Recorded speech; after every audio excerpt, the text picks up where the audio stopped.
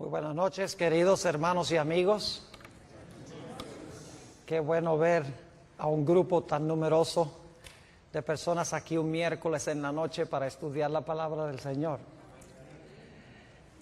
Como se anunció, vamos a estudiar en nuestro tema de hoy algunos detalles sobre tal vez la profecía más difícil de la Sagrada Escritura, Daniel, el capítulo 11. Quiero decirles que una de las frustraciones que yo tengo es tratar de competir con la televisión. Saben que nos hemos vuelto muy superficiales en nuestra forma de pensar. En gran medida ya no podemos pensar lógicamente ni podemos en realidad concentrarnos sobre el estudio de la palabra de Dios, al menos que haya algo emocionante, algo espectacular. Lo que vamos a estudiar esta noche es complejo, pero creo que van a darse cuenta que es de grandísima importancia para estos últimos días. Así que vamos a tomar unos minutos para pensar y razonar de una forma calmada, serena.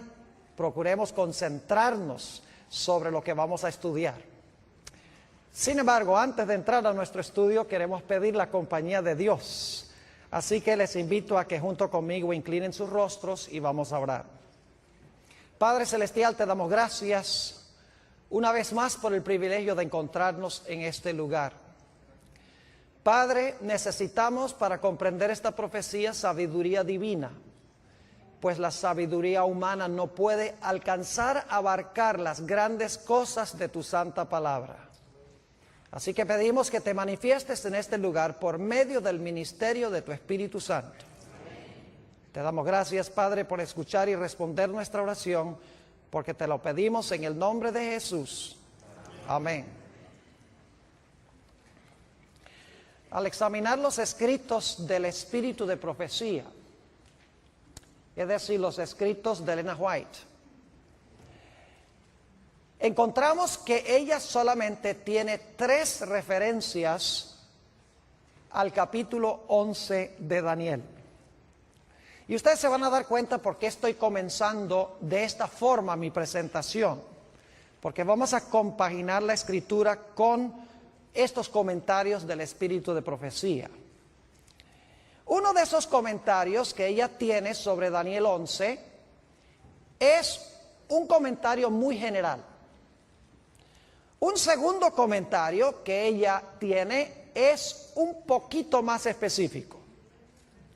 Y el tercer comentario que ella tiene, y recuerden que ella escribió más de 100,000 páginas, y solamente hace 3 referencias primarias a Daniel capítulo 11. La tercera referencia es bien específica, y allí ella cita versículos del capítulo 11 de Daniel. En efecto, ella cita los versículos 30 hasta el versículo 36 del capítulo 11. Solo una vez en todos sus escritos ella cita algún versículo de Daniel 11.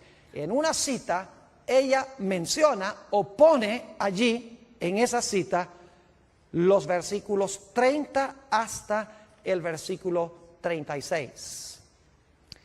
Vale decir que ella nunca menciona los versículos controversiales, que son los versículos 40 al 45. No solo ella no cita estos versículos, sino que no usa ni siquiera el lenguaje de estos versículos.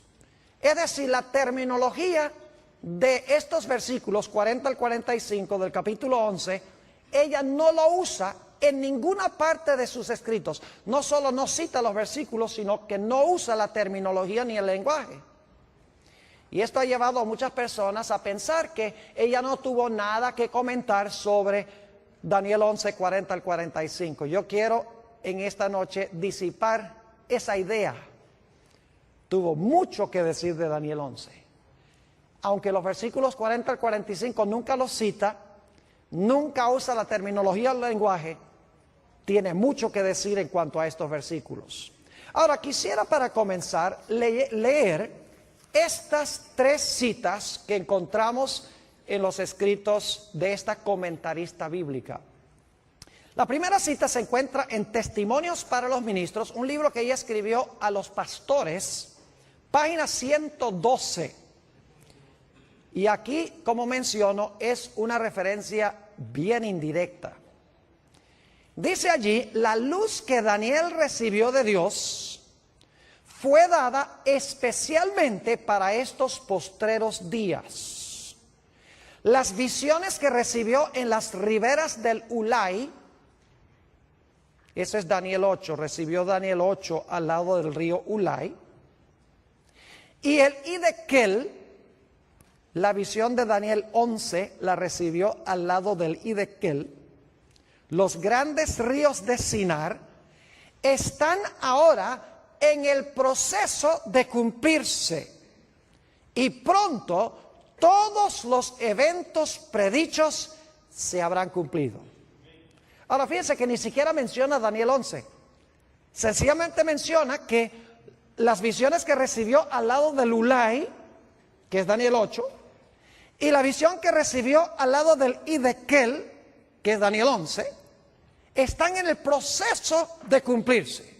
Y pronto todos los eventos que se mencionan allí se habrán terminado de cumplir. Ahora, la segunda cita es un poquito más específica. Se encuentra en un tomo que se llama Testimonios para la Iglesia, tomo 9, la página 14. Busqué esta cita en español y no la pude conseguir, así que la traduje. En el libro Testimonies for the Church, tomo 9, página 14, dice ella esto.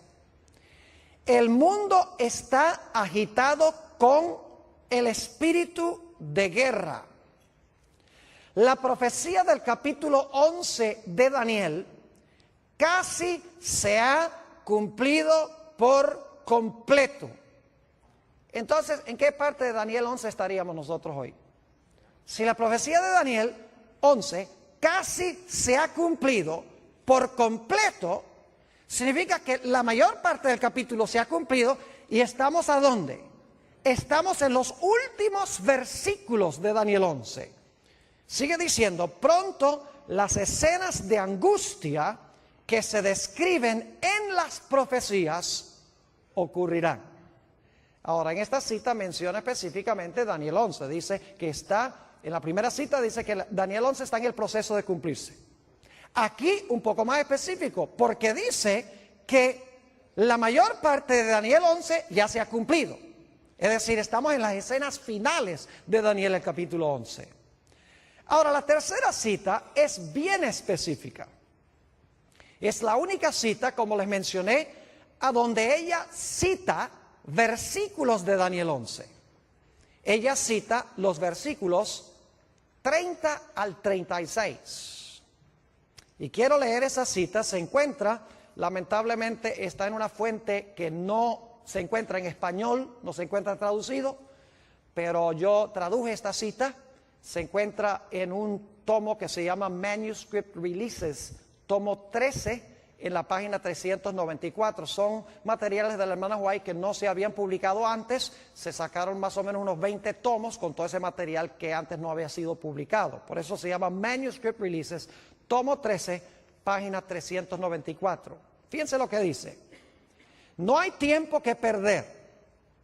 Nos esperan tiempos angustiosos. El mundo está agitado con el espíritu de guerra. Pronto ocurrirán las escenas de angustia que se describen en las profecías. La profecía del capítulo 11 de Daniel casi se ha cumplido por completo.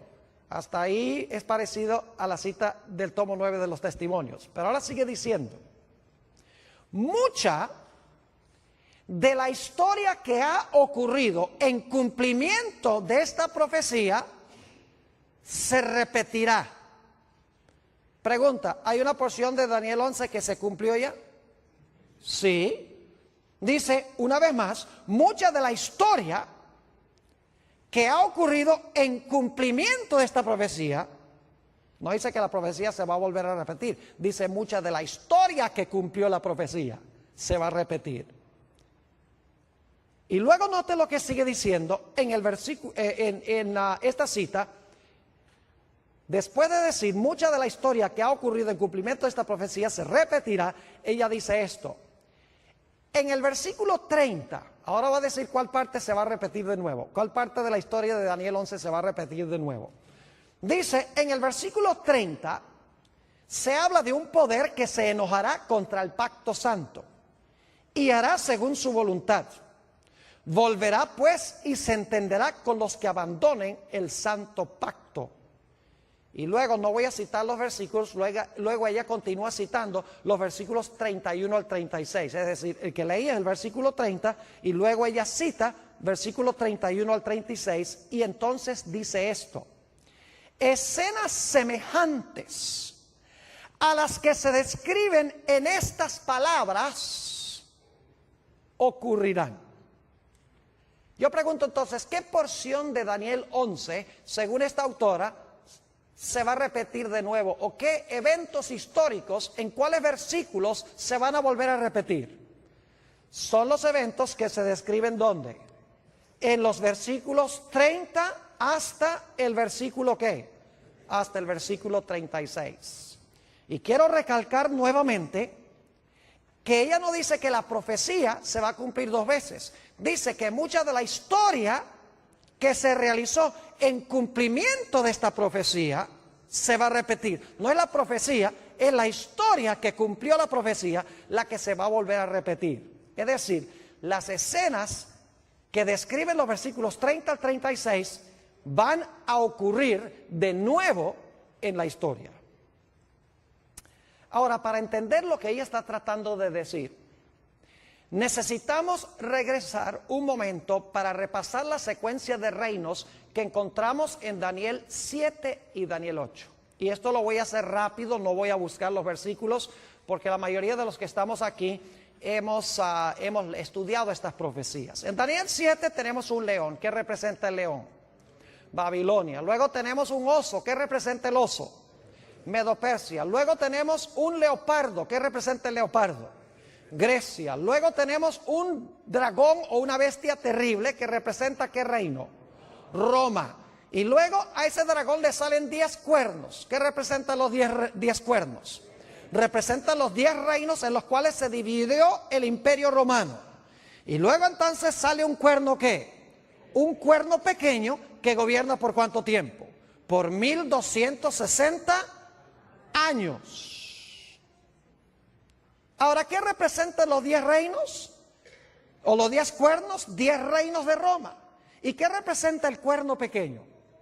El cuerno pequeño representa la iglesia romana desde el tiempo cuando cayó el imperio romano y se fragmentó en 10 reinos y 1260 años más adelante, en 1798, cuando recibió una herida mortal. Es decir, tenemos cierta secuencia de reinos: Babilonia, Medo-Persia, Grecia, Roma pagana, Roma papal. Esa es la secuencia de reinos. Ahora necesito ir a Daniel 8, porque Daniel 8 sigue la misma secuencia, pero hay una excepción. En Daniel 8 no empieza con Babilonia, sino que empieza con ¿cuál reino? Empieza con Medo-Persia. ¿Recuerdan un carnero? ¿Cuántos cuernos tiene el carnero? 2. Uno es más alto que el otro y dice que este carnero representa ¿qué reino? Daniel 8 lo dice, versículo 20. Dice, el carnero representa el reino de Medo-Persia. Muy bien. Y luego después se levanta un macho cabrío que viene y ataca al carnero. ¿Y qué representa ese macho cabrío que tiene un cuerno notable entre sus ojos? Representa Grecia. ¿Y qué representa el cuerno notable? A su primer rey, Alejandro Magno. Y luego ese cuerno es quebrado, que significa que cae Alejandro Magno, y luego salen ¿cuántos cuernos? Salen cuatro cuernos, y en medio de esos 4 cuernos sale un cuerno ¿qué? Un cuerno pequeño. Ahora, claramente en Daniel 8 dice que el carnero representa a Medo-Persia. No cabe duda que el macho cabrío representa a Grecia. Su primer rey es Alejandro Magno. Los 4 cuernos que salen cuando ese cuerno grande es quebrado representan los 4 reinos en que se fragmentó el reino griego. Y luego entonces encontramos el cuerno pequeño, que si ustedes estudian con cuidado Daniel 8, van a encontrar que el cuerno pequeño tiene dos etapas. En primer lugar, el cuerno pequeño se extiende horizontalmente, porque conquista al norte, a la tierra deseable y al sur. Es decir, se extiende geográficamente. Pero luego dice que ese cuerno pequeño se mete con el reino de Dios y pisotea el santuario de Dios. Es decir, al principio es un cuerno político, pero luego se convierte en un poder religioso. Dos Romas, Roma política y Roma ¿qué? Y Roma religiosa. Es decir, tenemos la misma secuencia. Tenemos, en Daniel 7 empieza con Babilonia, ya Daniel 8 empieza con Medo-Persia, Grecia, Roma política, luego Roma papal o Roma religiosa. Ahora, con este trasfondo podemos entender un poco mejor la secuencia de Daniel 11. Vayan conmigo a Daniel 11 y vamos a leer empezando en el versículo 2. Lógicamente no podemos estudiar todos los detalles de este capítulo porque nos tomaría demasiado tiempo. Lo que quiero es que vean la secuencia de reinos. Daniel 11 y el versículo 2. Fíjense con qué reino comienza Daniel 11. Y ahora yo te mostraré la verdad. He aquí que aún habrá 3 reyes ¿en qué? En Persia. Y el cuarto se hará de grandes riquezas más que todos ellos. Y al hacerse fuerte con sus riquezas levantará a todos contra el reino ¿de qué? De Grecia. ¿Con qué empieza Daniel 11? Con Persia. ¿Empezó Daniel 8 con Persia? Claro que sí. Ahora, note lo que dice el versículo 3. Acaba de mencionar el reino de Grecia y dice en el versículo 3, se levantará luego un rey valiente, el cual dominará con gran poder y hará su voluntad. Ese es el cuerno notable en Daniel 8. Pero cuando se haya levantado, su reino será ¿qué? ¿Qué pasó con el cuerno en Daniel 8? Fue quebrado. ¿Y repartido hacia qué cosa? Los 4 vientos. ¿Cuántos cuernos salieron en Daniel 8 después que el cuerno notable fue quebrado? 4, exactamente. Dice, no a sus descendientes, ni según el dominio con que él dominó, porque su reino será arrancado y será para otros fuera de ellos. Es decir, su reino no fue a ninguno que descendió de él. Históricamente eso es cierto. Así que en Daniel 11 empezamos en primero con Persia, luego continuamos con ¿quién? Grecia, el cuerno notable que es quebrado, 4 reinos que se levantan de allí. Y entonces quiero que noten cuál es el siguiente poder. Daniel 11 y el versículo 22, estamos saltando algunos versículos porque solo quiero que capten la secuencia de reinos. Daniel 11 y el versículo 22. Dice, las fuerzas enemigas serán barridas delante de él como con inundación de aguas. Serán del todo destruidos junto con el príncipe del pacto. Ahora esa palabra destruidos mejor se traduce quebrantados. Es decir, ¿quién iba a ser quebrantado? El príncipe ¿de qué? El príncipe del pacto. Ahora yo pregunto, históricamente, ¿quién fue el que quebrantó al príncipe del pacto? ¿Qué imperio quebrantó al príncipe del pacto? ¿Fue quebrantado por quién? Por Roma. ¿Cuál Roma? ¿La Roma papal o la Roma pagana? La Roma pagana. Ahora yo pregunto, si Daniel 11 está siguiendo la misma secuencia de Daniel 8, ¿cuál esperaríamos que sería el siguiente reino? Tiene que ser Roma religiosa, ¿sí o no? Porque hemos visto Daniel 7, Babilonia, Medo-Persia, Grecia, Roma pagana, 10 reinos, cuerno pequeño. Hemos visto en Daniel 8 que comienza con Persia, luego Grecia, el cuerno notable, los 4 cuernos, luego entonces viene Roma en su fase política, luego entonces viene Roma en su fase religiosa. Daniel 11 tenemos lo mismo, tenemos a Persia, tenemos luego a Grecia, tenemos el rey notable, tenemos los 4 cuernos y luego entonces el poder que quebranta al príncipe del pacto, que fue Roma pagana. Es decir, el siguiente reino tiene que ser, ¿cuál Roma? Tiene que ser Roma papal, la Roma religiosa. Ahora vamos a Daniel 11 y vamos a leer aquí algunos versículos para que ustedes vean qué poder se describe aquí. el capítulo 11 y el versículo 31. Y se levantarán de su parte tropas, es decir, de parte de este poder que representa a Roma papal, que profanarán el santuario y la fortaleza, quitarán el continuo y pondrán la abominación asoladora. Yo pregunto, ¿es eso lo que hizo el cuerno pequeño en Daniel 8? Pisoteó el santuario, quitó el continuo, puso la abominación asoladora. Léanlo en Daniel 8. Fue lo que el cuerno pequeño hizo en su fase religiosa. Es decir, esto es paralelo al periodo del cuerno pequeño en su fase religiosa. Versículo 32, lástima, no tenemos tiempo de estudiar todo esto, porque cada detalle vale la pena estudiarlo. Dice, con lisonjas seducirá a los violadores del pacto, mas el pueblo que conoce a su Dios se esforzará y actuará. ¿Habrá un remanente fiel? Claro que sí. Versículo 33, y los sabios del pueblo instruirán a muchos, y por algunos días caerán. ¿Quiénes van a caer? Los sabios del pueblo, ¿verdad? ¿Y cómo van a caer? Dice, a espada, a fuego, en cautividad y en despojo. 4 métodos en que iban a caer los fieles de Dios. Y saben que si ustedes miran la Edad Media, van a encontrar que estos 4 métodos eran los que eran usados por la iglesia, empleando al Estado para perseguir a los que no estaban de acuerdo con las enseñanzas de la iglesia nominal de aquella época. ¿Han oído de que los mártires eran puestos en una estaca y quemados en la hoguera? ¿Han oído de que eran encarcelados, iban en cautividad?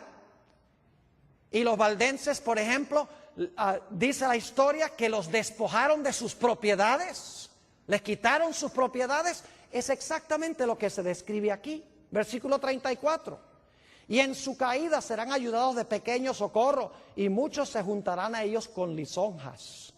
También algunos de los sabios caerán para ser depurados y limpiados y emblanquecidos hasta el tiempo determinado, porque aún para esto hay plazo. Y ahora viene el versículo 36, que es vital. Habla del apogeo de este poder. Dice, el rey hará su voluntad y se ensoberbecerá y se engrandecerá sobre todo Dios, y contra el Dios de los dioses hablará maravillas y prosperará. Yo pregunto, ¿el cuerno pequeño habló grandes palabras contra Dios? ¿El cuerno pequeño persiguió a los santos de Dios? ¿Sí o no?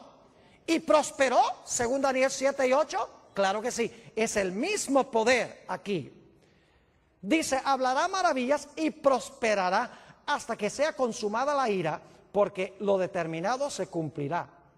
Del Dios de sus padres, es decir, los padres son los apóstoles, los fundadores de la iglesia. Del Dios de sus padres no hará caso, ni del amor de las mujeres, ni respetará a Dios alguno, porque sobre todo se engrandecerá. Es decir, se va a proclamar Dios en la tierra, este personaje. Versículo 38.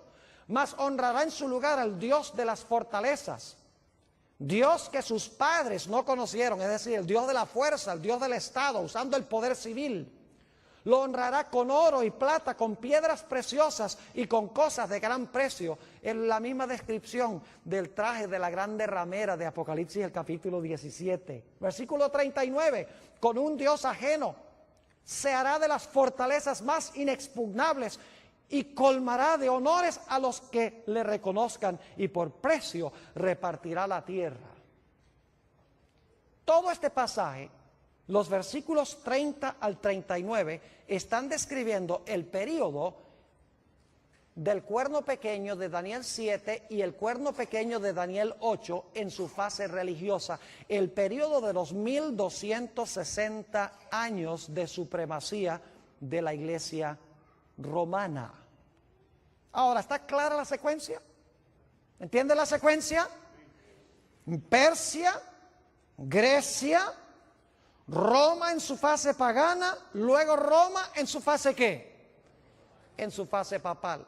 Pero yo pregunto, según las profecías, ¿cuántas etapas de dominio tiene el cuerno pequeño o la bestia, o en este caso el rey del norte?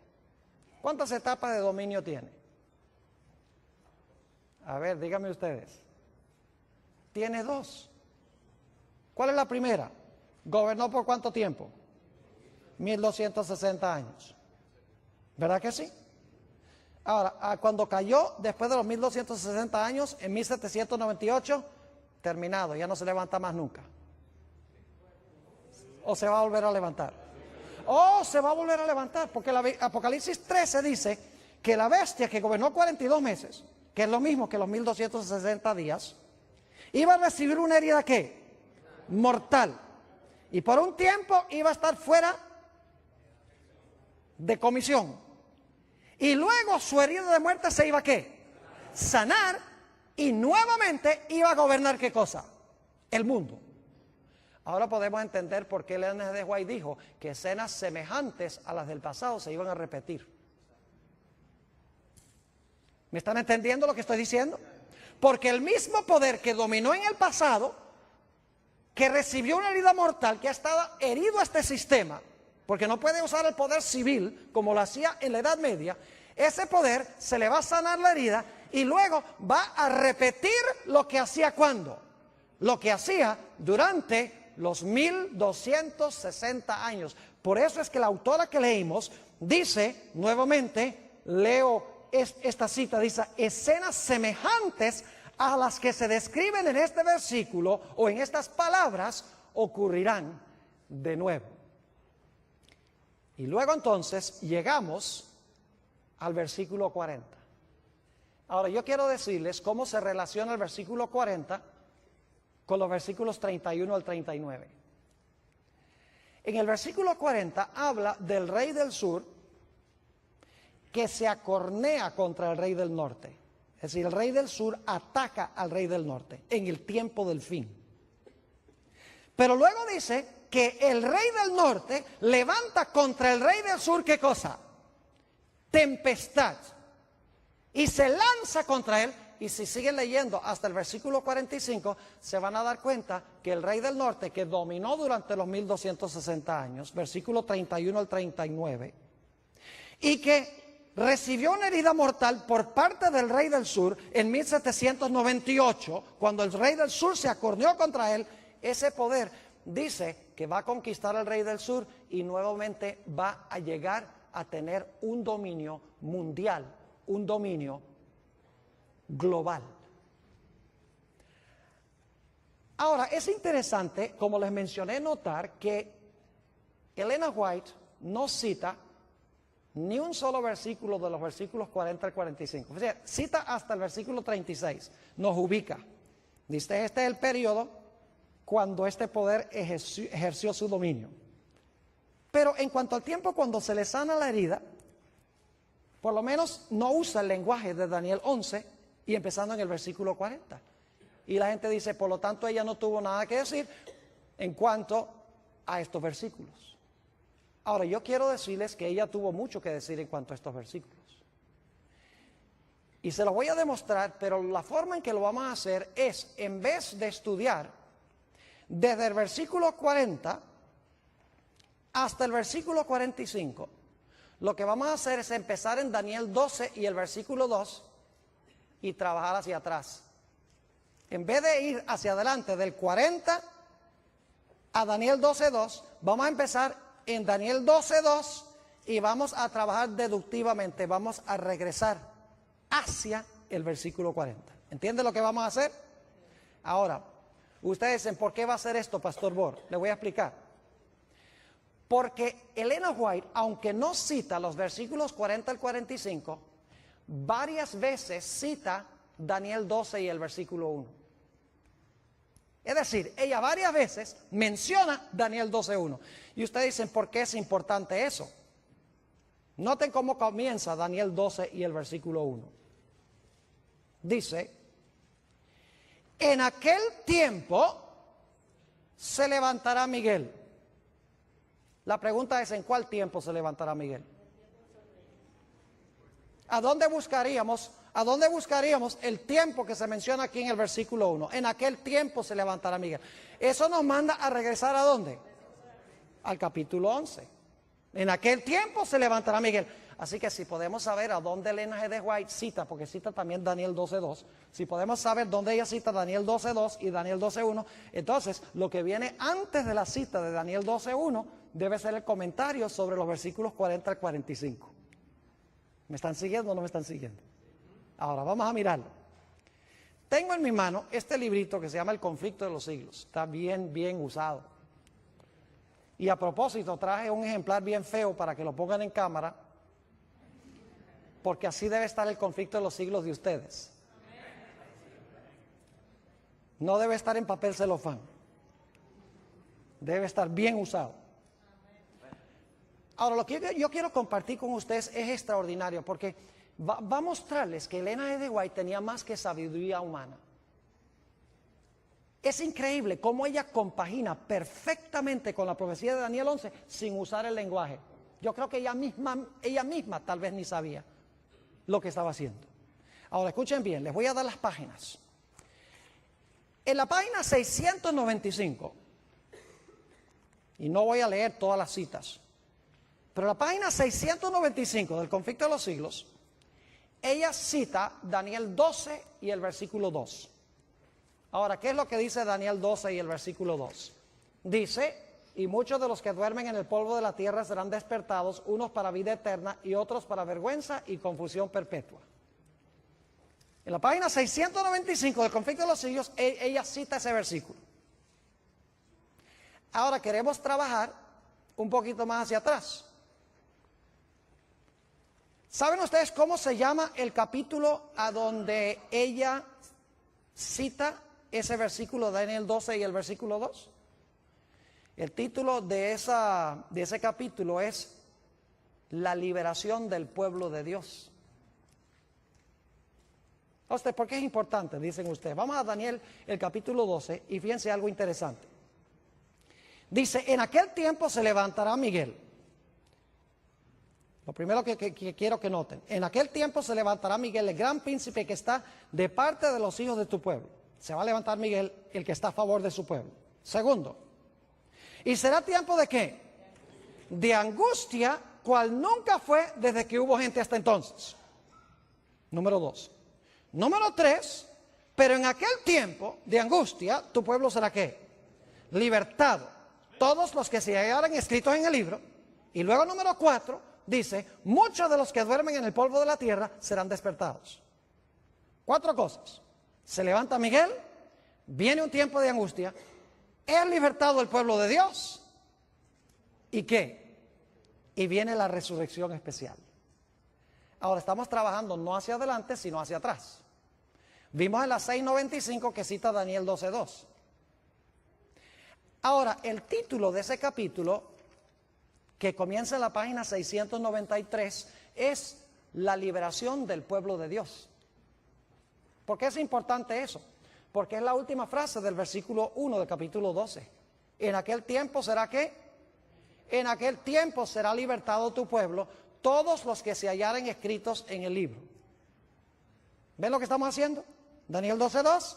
Luego la última parte de Daniel 12:1 está en la página 693. El título: La liberación del pueblo de Dios. Ahora, ¿qué viene inmediatamente antes de la última parte del versículo 1 de Daniel 12? Dice: ¿habrá tiempo de qué? Tiempo de angustia. Y antes del tiempo de angustia, ¿qué dice? ¿Se levantará qué? Se levantará Miguel. Así que vamos a trabajar un poquito más hacia atrás del capítulo de la liberación del pueblo de Dios. Si vamos al capítulo anterior, a la liberación del pueblo de Dios, a que no adivinan cómo se titula ese capítulo. ¿Y eso por qué? El tiempo de angustia. ¿Y saben con qué versículo comienza Elena G. de White el capítulo sobre el tiempo de angustia? Con Daniel 12 y el versículo 1. ¿Ven lo que estamos haciendo? ¿Sí entienden? Yo les dije que teníamos que pensar esta noche. Tenemos que usar lógica, tenemos que mirar la estructura. Página 695, Daniel 12:2. Página 693, el pueblo de Dios es libertado.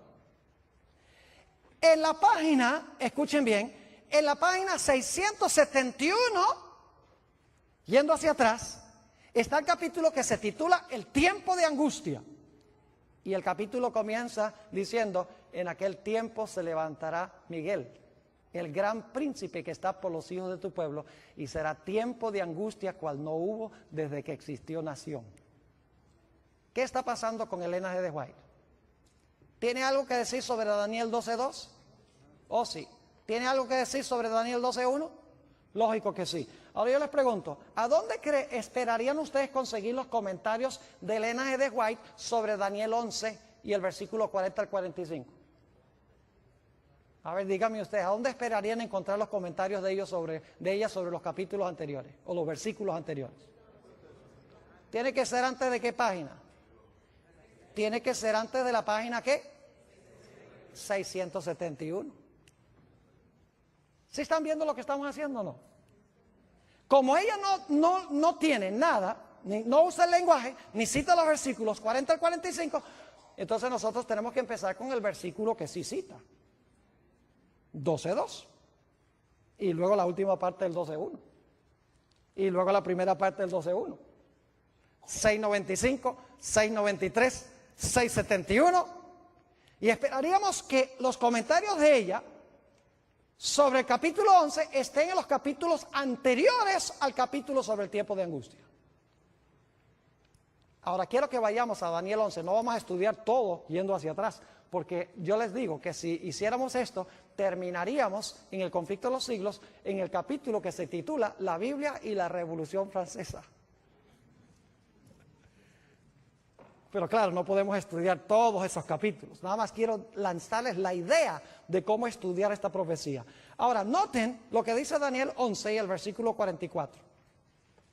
Cuando el rey del norte está en su apogeo, cuando se le ha sanado la herida a la iglesia romana y está dominando el mundo, según la Biblia, dice que algo va a pasar. Versículo 44. Pero noticias del oriente y del norte lo atemorizarán.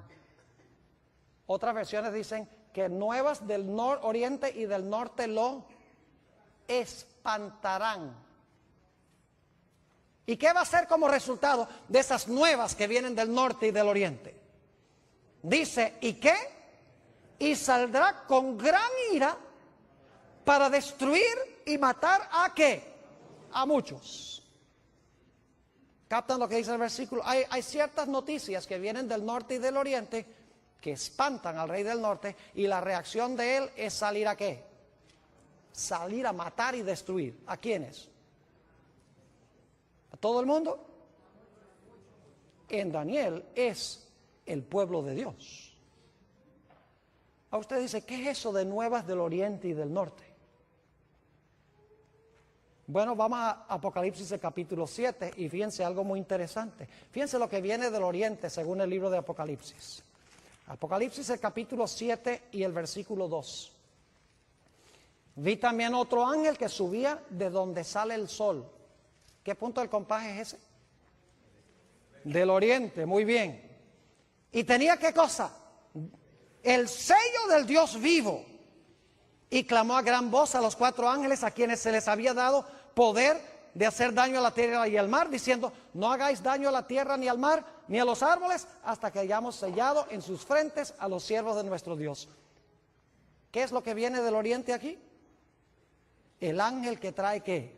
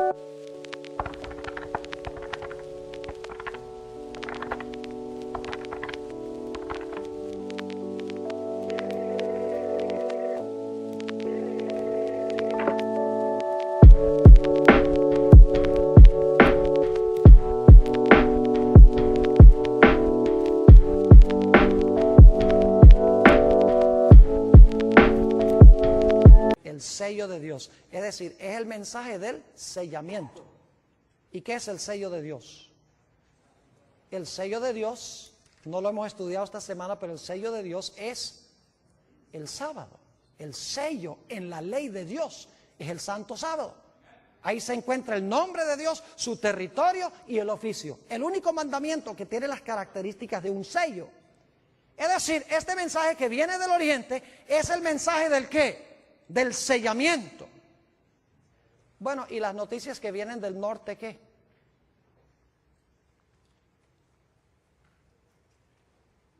Ahora, nosotros generalmente pensamos en los puntos del compás. ¿Dónde queda el norte aquí? Que estoy un poquito desubicado. ¿Hacia allá? Ok, nosotros generalmente pensamos norte hacia adelante, sur hacia atrás, oriente a la derecha y occidente a la izquierda. Pero técnicamente hablando, el norte es arriba y el sur es abajo. El oriente es la mano derecha y el occidente es la mano izquierda. Yo pregunto, ¿a dónde tiene Dios su trono? En el cielo. Pero específicamente, ¿en qué punto del compás según la Biblia? Cuando Lucifer quiso ocupar el trono de Dios, dice que quiso ocupar el trono de Dios a los lados de ¿qué? A los lados del norte. ¿Y Dios vive dónde? Ya hemos visto, vive en el cielo. Ahora noten Apocalipsis el capítulo 18. Apocalipsis el capítulo 18 va a hablar de la caída de este sistema religioso apóstata. Dice en Apocalipsis 18 y el versículo 1. Después de esto vi a otro ángel descender ¿de dónde? ¿Qué dirección del compás es eso? Del norte, muy bien.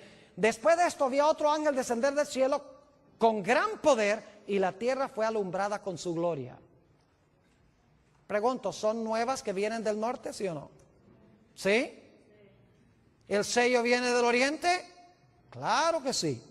Y clamó con voz potente diciendo, ha caído la gran Babilonia, que dicho sea de paso, el mismo rey del norte de Daniel, el capítulo 11. Y se ha hecho habitación de demonios y guarida de todo espíritu inmundo y albergue de toda ave inmunda y aborrecible. Es decir, este sistema religioso ha caído porque impone la marca de la bestia, mientras que Dios, ¿qué es lo que da? Su sello. Versículo 3.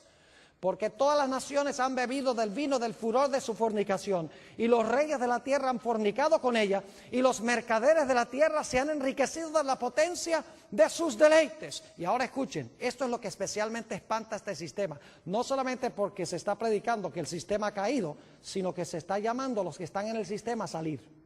Dice en el versículo 4, y oí otra voz del cielo que decía, salid de ella, pueblo mío, para que no seáis partícipes de sus pecados, ni recibáis parte de sus plagas. Yo pregunto entonces, ¿cuáles son las nuevas que vienen del oriente y del norte que espantan a este rey del norte humano que quiere usurpar el lugar de Dios? Es el mensaje de ¿qué? Del sellamiento y el mensaje de que Babilonia ha caído y la invitación de que los fieles de Dios salgan de ese sistema apóstata. Ahora, volviendo otra vez al espíritu de profecía, a que no adivinan cómo se llama el capítulo antes del capítulo que dice tiempo de angustia.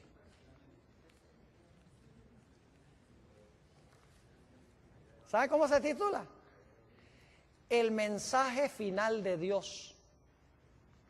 ¿Y saben con qué pasaje comienza Elena G. de White ese capítulo? En la página 661. Después de esto vi a otro ángel descender del cielo con gran poder y la tierra fue alumbrada con su gloria. Cita Apocalipsis 18 y el versículo 1 al 4. ¿Y saben qué más dice en ese capítulo? Dice en primer lugar que los poderes del mundo unidos, el protestantismo apóstata, con la iglesia romana y con los reyes de la tierra, están imponiendo por ley la observancia del primer día de la semana. Mientras que el pueblo de Dios, dice allí, con rostros iluminados, está yendo y proclamando que Babilonia ha caído y que la gente debe recibir el sello de Dios, debe guardar el sábado como señal de su lealtad a Dios. Y dice ella allí que como resultado del mensaje que proclama el pueblo de Dios, para usar una buena expresión puertorriqueña, los poderes religiosos del mundo se van a enfogonar contra el pueblo de Dios. Yo pregunto, ¿es lo mismo que encontramos en el versículo 44? Claro que sí. Solo que ella no está usando el lenguaje, pero sí está describiendo los eventos sin usar el lenguaje. En un momento le voy a explicar por qué no usó los versículos ni usó la terminología.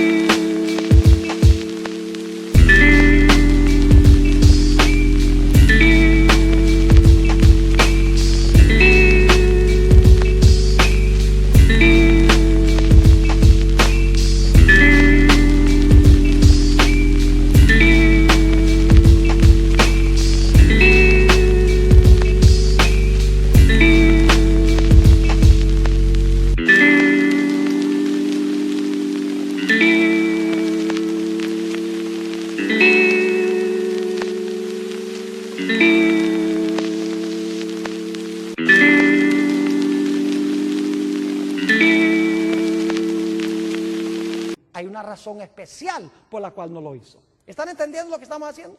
Página 695, Daniel 12:2.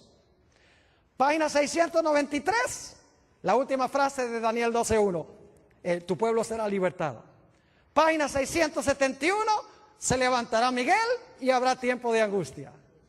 Página 661, el mensaje que viene del norte, del cielo, de que la gente salga de Babilonia, y el mensaje del sábado, del sellamiento, de recibir el sello del Dios vivo, y la ira que tendrá el mundo religioso contra aquellos que reciban el sello de Dios. Ahora yo quiero preguntar, ¿a dónde esperarían ustedes conseguir lo que Elena G. de White tiene que decir sobre los versículos antes del versículo 43?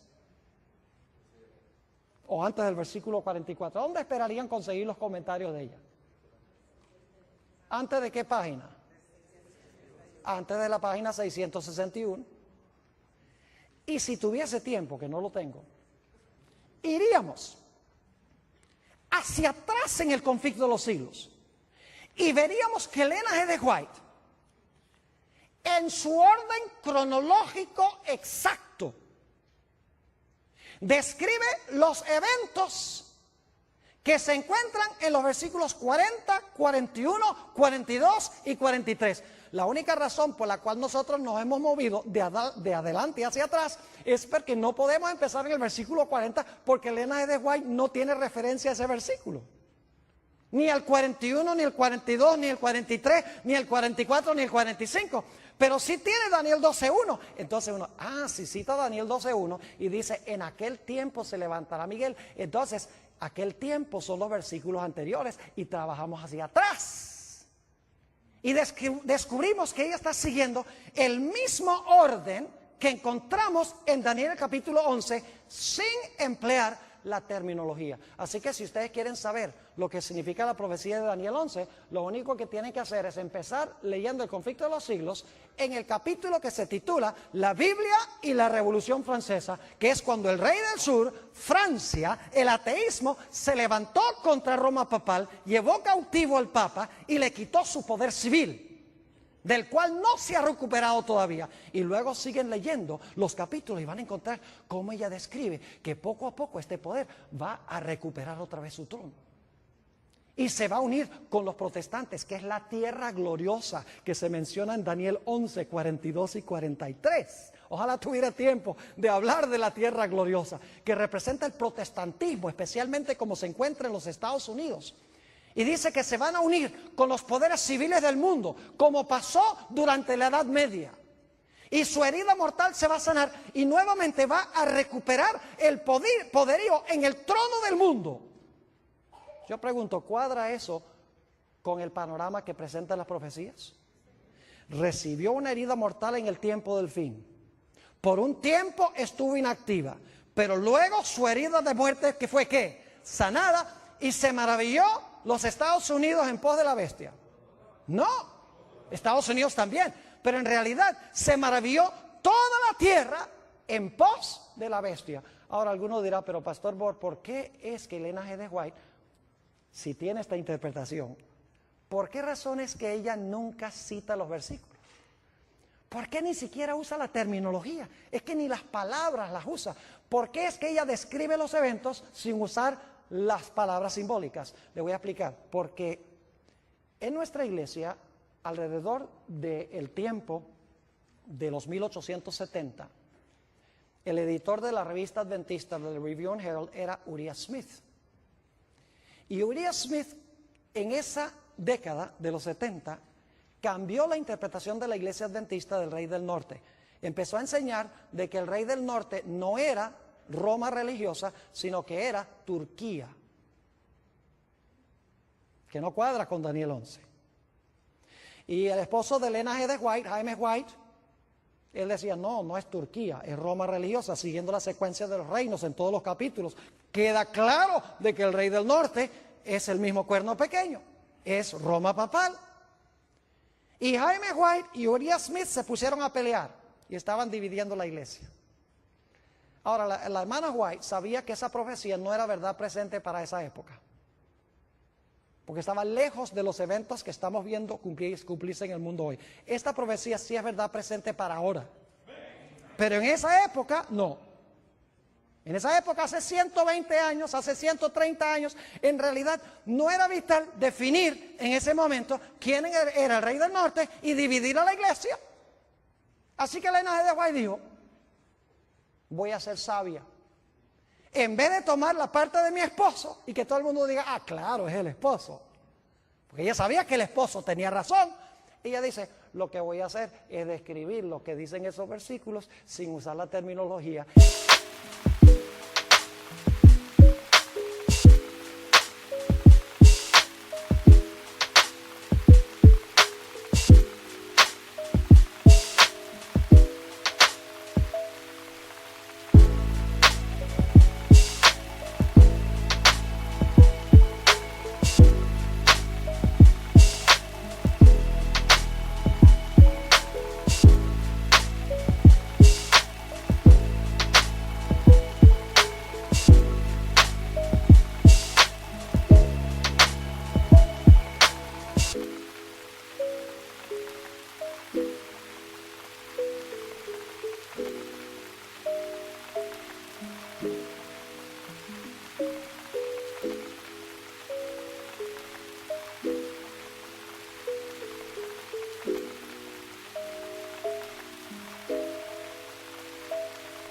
Y algún día alguien inteligente va a descubrir lo que hice.